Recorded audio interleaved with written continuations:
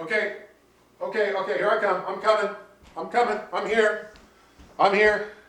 Hey, what's up, shut-ins? Hey, today this is week 3 of Pantless bartending, and I hope everything's going really, really well for you. Full confession here, I'm not going to take my pants off. I've had them off all day, and I figured why go to the pretense of putting the pants on so that I could take them off just for the camera. So this is real here.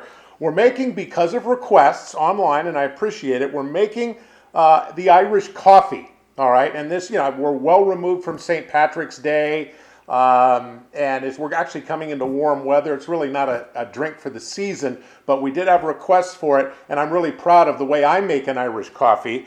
The history of the Irish coffee, really quick, goes back to, as the story goes, when some travelers were forced down in bad weather outside of Dublin. They were stranded at an airport where the restaurant wasn't open, and all they had in the bar was whiskey, and they scrounged up some sugar and some cream and were able to make Irish coffees. And then a traveler stopped through that airport as they continued to serve them, and he took the recipe back to the Buena Vista Hotel in San Francisco. It's right down there on Fisherman's Wharf, and that place has become very famous for Irish coffees. I've had the Irish coffees there. They are good.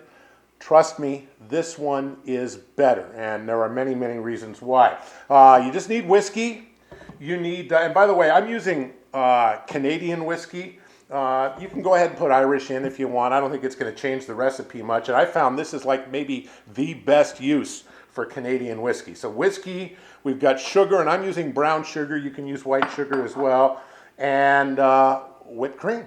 And that's it. The secret's in the whipped cream. But the first thing you've got to do, by the way, coffee. Coffee is an ingredient as well. So we're going to get that going in the Keurig right now. The first thing you want to do is you're getting ready. Oh, see that? SpongeBob SquarePants underwear today, just for you. First thing you want to do is take and fill a cup, your Irish coffee mug, up with hot water. You want to mix this into a hot mug. And I admit this is a step that I actually skip a lot, but it really does make a difference. And if you've got clear mugs, then it really shows off the Irish coffee better. You can make it in a regular mug too. It's going to taste just the same. So we're going to set that to the side there. And as I said, the secret is in the whipped cream, all right, and in how you whip it. So whip it good.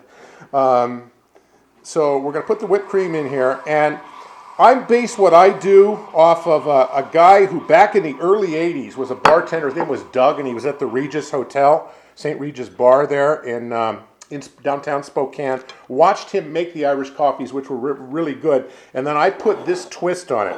So the secret is in whipping up this cream.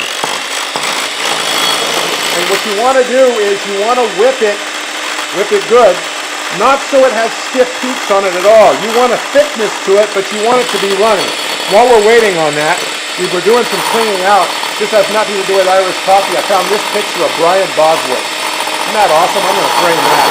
And then my brother, he drew this for me years ago when I went away to my first TV job, and that hung over my desk in Twin Falls, Idaho for 2 years.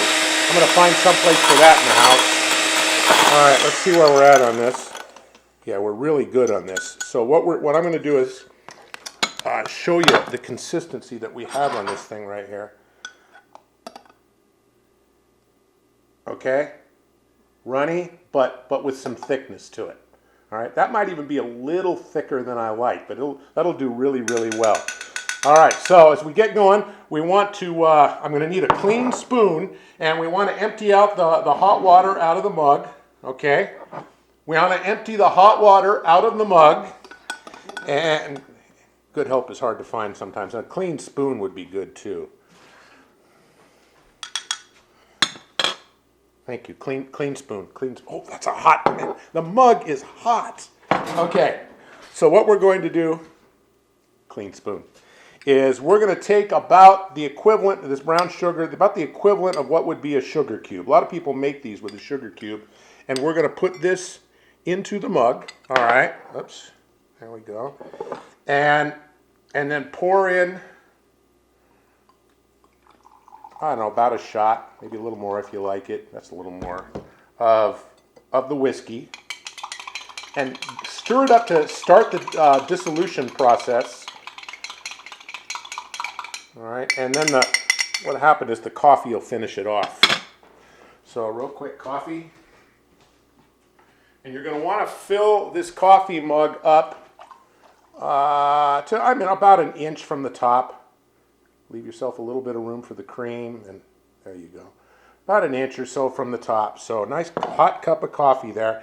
And then you take your spoon, and this is going to be hard to see. Let's see if we can see it back here. You take your spoon, and you pour the whipped cream over the back of the spoon onto the top of the Irish coffee. All right. That is a little bit stiffer than I like. I got to talking too much while I was working there. But that is a classic Irish coffee. You can make this with decaf too for people who don't want to have coffee before they go to bed. It's a good, late evening drink, after dinner drink. And with decaf, it's just as good. But look at that. And then what you do is you drink the hot coffee through the cool whipped cream. This came right out of the refrigerator. And oh man, it's the truth be told, once again, it's like, well, it's exactly noon while I'm recording this, and I'm going to finish this thing because what the hell? I'm not going to work.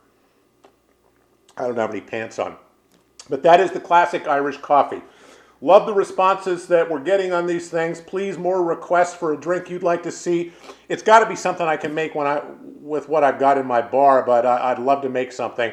Still working on a way to do the Pimm's cup. I don't have any Pimm's, Jim, but we'll talk about that a little bit later on. Until then, kick the pants off. Enjoy the Irish coffee. Let me know what you think. And as always, bottoms up.